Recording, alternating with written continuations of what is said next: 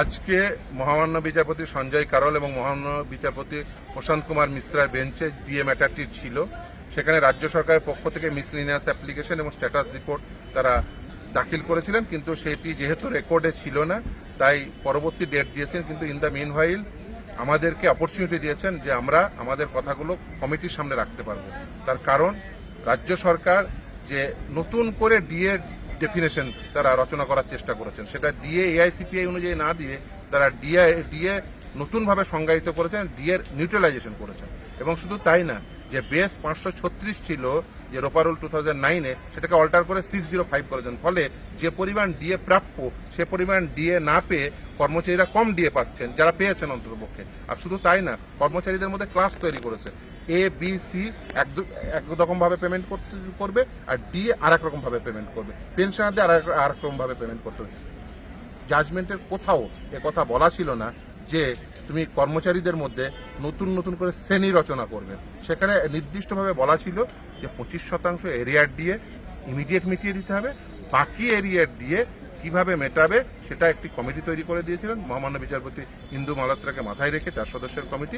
সেই কমিটি নির্ধারিত ইনস্টলমেন্ট অনুযায়ী সেটা পেমেন্ট করবেন এবং ফার্স্ট ইনস্টলমেন্টটা একেবারে স্টিপুলেটেড টাইমের মধ্যে, অর্থাৎ 31 মার্চের মধ্যে মিটিয়ে দিতে হবে। কিন্তু কর্মচারীরা সেই টাকাটা পাননি, উল্টে যেভাবে ক্যালকুলেশন করা হয়েছে সেটা কিন্তু একেবারে সঠিক ক্যালকুলেশন না, অ্যাজ পার জাজমেন্ট না। কারণ জাজমেন্ট খুব স্পেসিফিক। রোপারুল 2009 মোতাবেক এআইসিপিআই যে ডেফিনেশন দেওয়া আছে, যেভাবে ডিএ ডিফাইন করা আছে সেভাবেই দিতে হবে। নিউট্রালাইজেশনও করা যাবে না, আর ওয়েস্ট বেঙ্গল সিপিআই বলে নতুন করে কনসেপ্টও আনা যাবে না।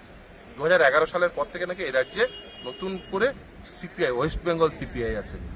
আমি তো শুনে অবাক হয়ে যাচ্ছি যে রোপারুল 2009 সেটা লাগু হয়েছিল 2009 সালে, এবং রেট্রোস্পেক্টিভলি 2006 সাল থেকে লাগু করেছিল। 6 থেকে 8 পর্যন্ত এরিয়ার ডিএ দেবে না বলে সেই 23 ফেব্রুয়ারি 2009-এর নোটিফিকেশনে বলা ছিল। সেদিন 3টে নোটিফিকেশন ছিল, 1609F, 1691F এবং 1692F। এই 3টেতে বলা ছিল কি হারে দেবে, এবং তারপরে 2009 অনওয়ার্ডস যে বেসিক্যালি ডিএ এআইসিপিআই অনুযায়ী দেবে সে কথা বলা ছিল। আজকে আমাদের পক্ষ থেকে আমি ছিলাম, রূপ রহিম ছিলেন, বিকাশ রঞ্জন ভট্টাচার্য তিনি অনলাইনে ছিলেন, এবং তিনি নির্দিষ্টভাবে বলেছিলেন যে এই যে কমপ্লায়েন্স দিয়েছে সেটার বিরুদ্ধে আমরা অবজেকশন দিতে চাই, নাম্বার 1। নাম্বার 2, আমাদের যাতে ওই কমিটির সামনে অপরচুনিটি দেয়।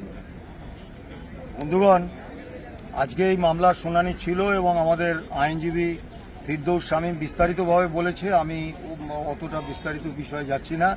আজকে আমাদের সুপ্রিম কোর্টে হাজির ছিলেন সুপ্রিম কোর্টের সিনিয়র অ্যাডভোকেট রহিব রহুম, ছিলেন আলী রহিম এবং শেখর কুমার, আর ছিলেন ফিরদৌস শামীম।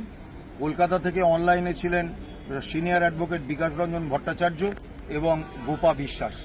আমরা অত্যন্ত সুনির্দিষ্টভাবে কতগুলো জিনিস বলছি। মহামান্য সুপ্রিম কোর্ট একদম একটা টাইম বাউন্ড, নির্দিষ্ট এবং অত্যন্ত খুব স্পেসিফিক নির্দেশ দিয়েছেন যে all India consumer price index মেনে এপ্রিল 2008 থেকে ডিসেম্বর 2019 পর্যন্ত ডিএটা বা এরিয়ার ডিএ এবং যারা পেনশনার তাদের ডিয়ারনেস রিলিফটা দিতে হবে। সরকার এটা তো দেয়নি, উল্টে অত্যন্ত নিন্দনীয়ভাবে মহামান্য সুপ্রিম কোর্টকেও বিভ্রান্ত করতে চেয়েছেন। তারা বলেছেন, যেটা একেবারে সম্পূর্ণ অসত্য, তারা ভিত্তি বর্ষটাকে এআইসিপি নির্ধারণের চেঞ্জ করেছেন, তারা এআইসিপিকে চেঞ্জ করেছেন, এবং অত্যন্ত অসত্য একটা বক্তব্য বলেছেন তাদের নাকি নিজস্ব কোনো কনজিউমার প্রাইস ইন্ডেক্স আছে, যেটা একেবারে সর্বৈব মিথ্যে। এবং মহামান্য আদালতে আজ পর্যন্ত তারা কিন্তু এই কথা বলেননি। অর্থাৎ একটা প্রতারক, একটা মিথ্যা ভাষণে পটু, এবং সত্যি কথা বলতে কি যে শব্দচয়ন করাটা উচিত নয়, সরকারের চিটিংবাজির শিকার হচ্ছে আমরা। যার ফলে যে অল্প কজন যারা টাকা পেয়েছে তারাও যা প্রাপ্য তার থেকে অনেক কম পেয়েছে, 45% পেয়েছে। 45%কে রাজ্য সরকার 100% বলে দিচ্ছেন। কলকাতার লোকেরা পায়নি, বাইরের বিভিন্ন ট্রেজারির অনেকেই পায়নি। আমাদের আইনজীবীরা অত্যন্ত সুনির্দিষ্টভাবে বলেছেন, number 1, all India consumer price index মেনেই এপ্রিল 2008 থেকে ডিসেম্বর 2019 পর্যন্ত বকেয়া ডিএ এবং ডিয়ারনেস রিলিফ দিতে হবে। এই বিষয়ে আমরা কোনো রকম কম্প্রোমাইজ করতে রাজি নই। আগামী 6 তারিখ মামলার হিয়ারিং আছে। 6 তারিখে আমরা বিস্তারিতভাবে এই বিষয় সুপ্রিম কোর্টের সামনে তুলে ধরব এবং আমাদের যে হিন্দু মালহোত্রা কমিটি যে হয়েছে তাদের কাছেও আমরা বিষয়টি বিস্তারিতভাবে তুলে ধরব। আমাদের সাধারণ সম্পাদক মলয় মুখোপাধ্যায় তিনিও আজকে ছিলেন, তিনি দু একটা কথা বলবেন। হ্যাঁ, দেখুন, ব্যাপারটা হলো আজকে ডিএ মামলাটা একটা থেকে উঠবে সেটা একদম প্রতিষ্ঠা পেয়ে গেছিল এবং একটার সময় উঠলে পরে স্বাভাবিকভাবে যে কিছুক্ষণ যে জাজেরা শুনবে সেই ধৈর্যটা আমরা লক্ষ্য করলাম না। আমাদের যে মূল প্রশ্ন ছিল যে এর আগে যে তিনি অর্থাৎ তারা যে অর্ডারটা দিয়েছিল সেখানে তো বলেছিল DA is a legally enforceable right এবং ডিএটা দিতে হবে all India consumer price index অনুসারে, কিন্তু এই দুটোর মধ্যে দুটোই তো দেখলাম ভায়োলেট করেছে। কারণ আমাদের যে all India consumer price index অনুসারে দেয়নি এবং এই যে ডিএ যে এনফোর্সেবল রাইট, সেই রাইটটা যদি হয় তাহলে তো ঠিক মতো ডিএটা কেন দিচ্ছে না? মানে এক এক সময় দেখা যাচ্ছে যে যেমন ডিএ যারা ডিএটা পায় তাদের তো সকলকেই ডিএটা দেওয়া উচিত, সেটাও সরকার দিচ্ছে না। তারপরে যারা অবসর নিয়েছে তাদের ঠিক মতো যে ক্যালকুলেশন সেটা করছে না।